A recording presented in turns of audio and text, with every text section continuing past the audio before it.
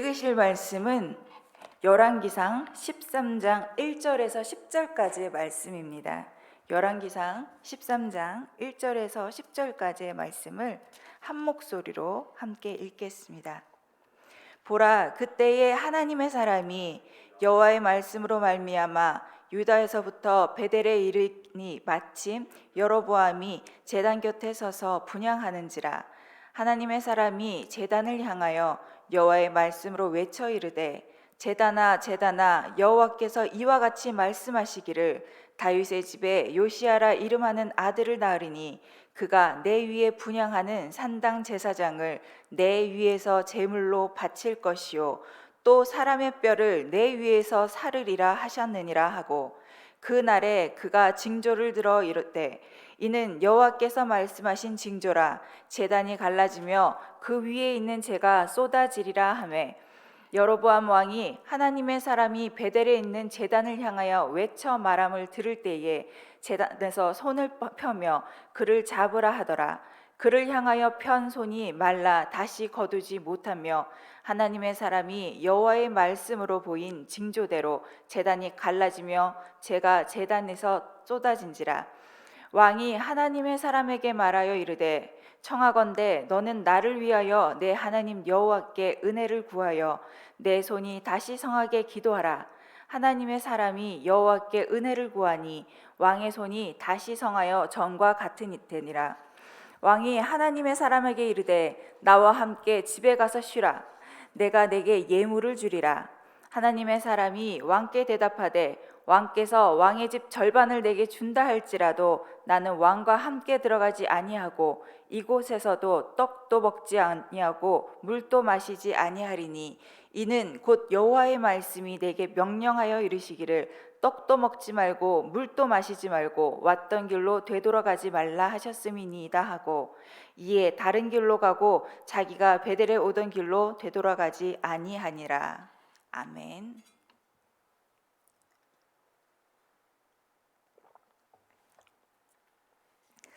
하나님을 믿고 섬기는 것을 자신의 정치적인 목적으로 취하고 제멋대로 행하는 여로보암 왕에게 하나님은 경고장을 보내셨습니다.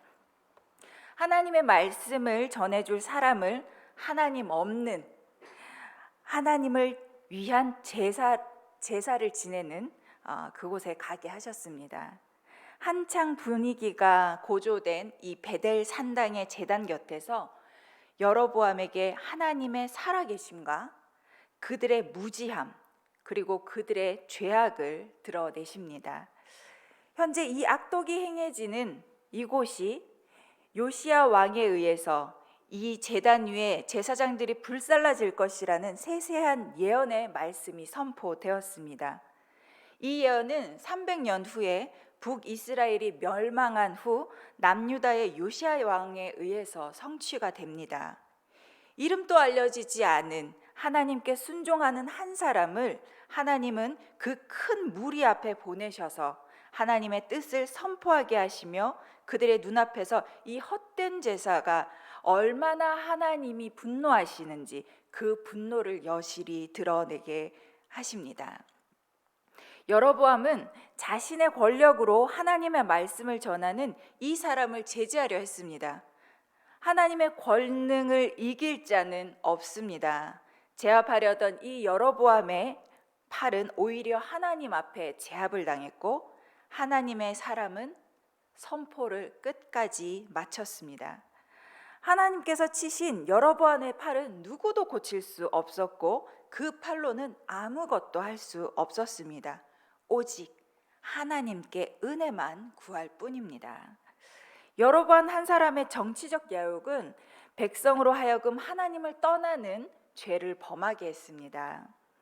여호와의 이름을 품고 온 그 한 사람도 여로보암에게는 자신의 정치에 쓸 인물로밖에 보이지 않았습니다.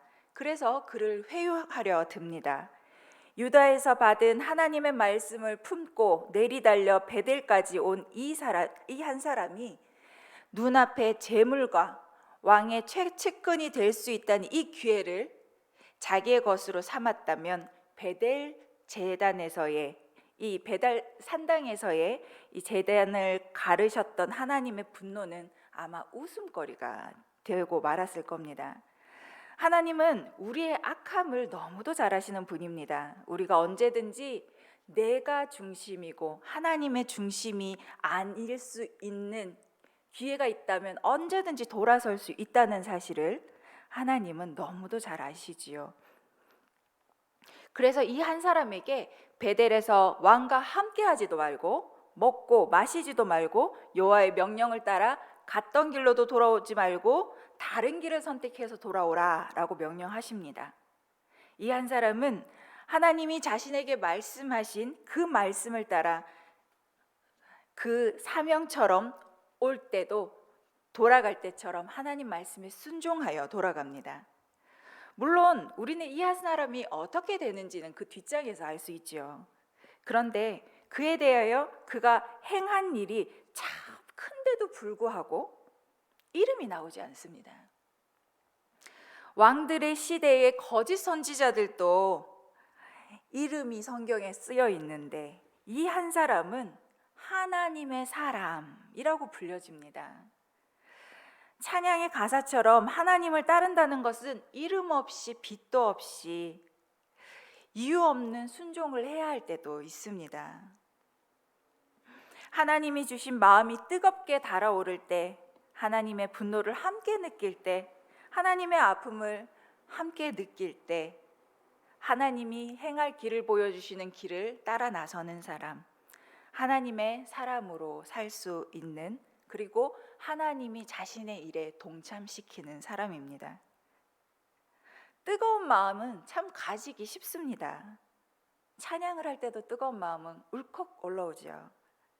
그러나 그 마음을 계속해서 지키고 품고 가는 것은 우리에게 끊임없는 인내를 요구합니다. 이것은 하나님 말씀을 내 마음에 매일매일 채울 때 가능합니다. 사랑하는 다드림 성도 여러분, 하나님의 사람이 되어서 하나님의 일에 동참시켜 달라는 간구를 우리가 할 수 있었으면 좋겠습니다. 내 이름이 드러나지 않아도, 내 얼굴이 드러나지 않아도 내가 있는 그곳에 하나님의 이름이 드러나신다면, 내가 걷는 그 길에 예수님의 제자가 한 명 더 늘어난다면, 더 생긴다면 우리의 삶은 참 향기로운 하나님의 사람으로서의 삶을 살았다라고 할 수 있을 겁니다. 하나님의 사람, 그 한 사람이 되기를 오늘 또 축복합니다. 합심하여 함께 기도하겠습니다. 하나님 아버지, 이 땅 위에 하나님의 사람들의 순종이 있었기에 오늘의 다드림이 있고 오늘의 주를 믿는 우리가 있는 줄 압니다. 주를 믿지 않는, 주를 믿으나 잘못 믿는 이들을 위하여 나를 내어주고 끝까지 순종하는 믿음의 사람이 되게 하여 주시옵소서. 환절기에 앓는 병들로 힘든 어르신들과 어린이들을 지켜주옵소서. 이 땅에 자연재해와 전쟁으로 고통을 겪는 모든 이들에게 평화와 자비를 내려주소서. 추수감사절을 준비합니다. 준비한 모든 섬기는 손길 위에 감사와 인내와 사랑을 더하여 주셔서 준비하는 동안 주님의 자비를 경험하는 시간이 되기를 소망합니다. 우리의 참 소망 되신 예수님의 이름으로 기도드립니다. 아멘.